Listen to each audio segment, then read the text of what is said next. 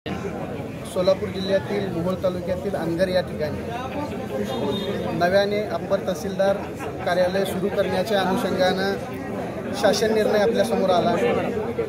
खरं तर त्या अनुषंगानं आपण जर बघायला गेलं तर वकिलांचा त्याच्याशी संबंध हा अप्पर तहसीलदार हे अर्धन्यायिक कामकाज चालवण्यामध्ये आणि अर्धन्यायिक प्रकरणं चालवण्यामध्ये त्यांचा मोठा हातभार असतो। RTS केसेस, रस्ता केसेस त्यांच्याकडे चालतात। अशा वेळी भौगोलिकदृष्ट्या तालुक्यातील पक्षकारांची लोकांची गैरसोय होऊ नये, तसेच काही लोकांची न्यायालयामध्ये कामं असतात, काही लोकांची इथल्या दवाखान्यामध्ये, नगरपंचायतमध्ये किंवा पंचायत समितीमध्ये, अशा वेळेस तेवढ्या एका अप्पर तहसील कार्यालयासाठी पुन्हा तिकडे जाणं हे भौगोलिकदृष्ट्या सोयीचं नाही, अशाच बऱ्याचशा वकिलांचं म्हणणं आलं।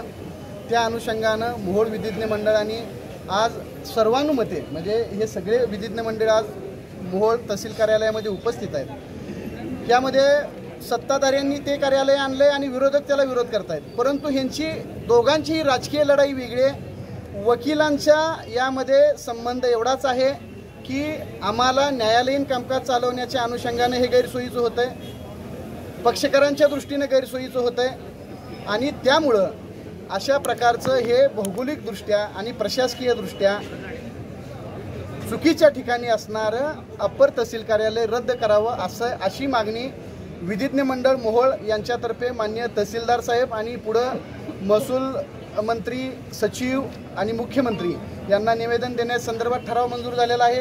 तसेच या अनुषंगानं वेळ पडली तर हा शासन निर्णय रद्द करण्यासाठी उच्च न्यायालयामध्ये आणि सर्वोच्च न्यायालयामध्येही न्यायालयीन पद्धतीनं दाद मागण्याच्या अनुषंगानं पावलं टाकण्याचा निर्णय मोहोळ विधिज्ञ मंडळाच्या आजच्या या विधिज्ञ बैठकीमध्ये झालेला आहे। त्या अनुषंगानं ठराव आणि निवेदन आज माननीय तहसीलदार साहेब यांच्याकडे दिलेलं आहे। आज अध्यक्ष, उपाध्यक्ष, सचिव आणि इतर सर्व विधिज्ञ मंडळांची एकच भावना आहे की प्रशासकीय आणि भौगोलिकदृष्ट्या गैरसोयीचं असणारं अनगर येथील अप्पर तहसीलदार कार्यालय रद्द करण्यात यावं।